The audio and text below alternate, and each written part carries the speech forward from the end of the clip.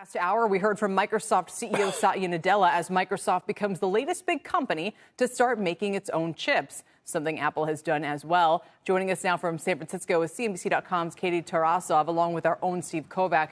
Welcome to both of you. And Steve, let's just start with these announcements from Microsoft. And NVIDIA shares moving lower, Intel moving higher. How significant is it? And AMD a little lower, too, because keep in mind, they're about to have their own AI chip that Microsoft is taking. But look, what the news here today was two big announcements. One is this new AI chip that Microsoft is going to start using in its servers to help push this AI, all these AI models that they're using for their new Copilot things. That was the other announcement today, by the way. Copilot is getting some new features. This is the product that they sell to enterprises for $30 per user per month. We've been talking about this for ages. So sweetening the pot a little bit there. But look, the real story is why we're seeing NVIDIA go lower, because of this idea that companies that bring their chip design inside, they're less reliant on third parties. Microsoft's case going to be less reliant on NVIDIA. And as we're about to talk here with Katie. What does Copilot do? Copilot is your super smart assistant that can help you with everything. And, you know, whether that means reading your emails and telling you what you missed,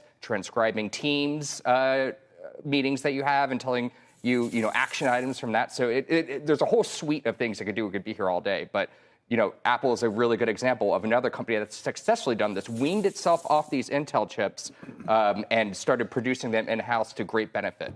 And the Microsoft-Intel relationship goes back decades, literally. Katie, you got a rare look inside the chip-making operations of Apple earlier. What can you tell us?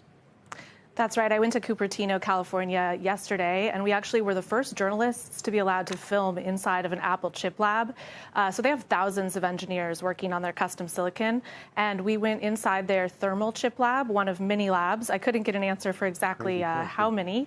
And here you see me with Johnny Srouji. He's the head of Apple Silicon, and I'll get to what he told us a little bit later. But we went inside the chip lab where we saw the M3 chip, which is their newest custom silicon. It's being used on MacBooks, MacBook Pros, iMacs, helping them, differentiate themselves with some new features, things like 22-hour battery life on the MacBooks. And they were testing in that lab on about 250 machines that we saw. They were running them through really high temperatures, really low temperatures to see how they do.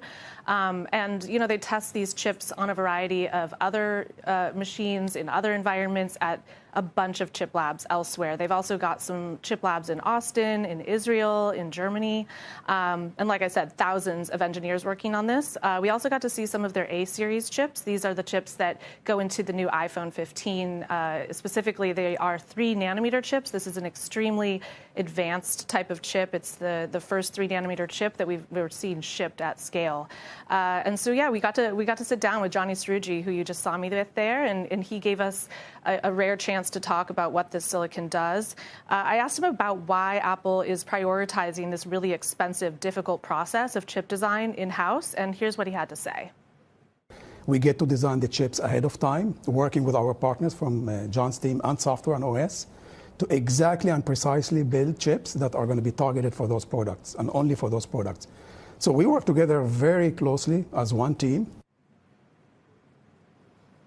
Really important, guys, because look, this is what Microsoft is doing right now with AI, bringing this in-house. They're able to have more capabilities on the AI front, and we've seen Apple do this already when they don't have to rely on a third party to fulfill the vision they have for a product. They can just do it all in-house, talk to the teams internally, don't have to wait for problems to express themselves from Intel and other places. So we're seeing that. We've seen Apple successfully pull this off, and now we're seeing Microsoft get into it on this AI front. So it's super interesting, and interesting timing that we got this really now. the frontier of this business. Thanks very much, Steve and Katie. We appreciate your time today.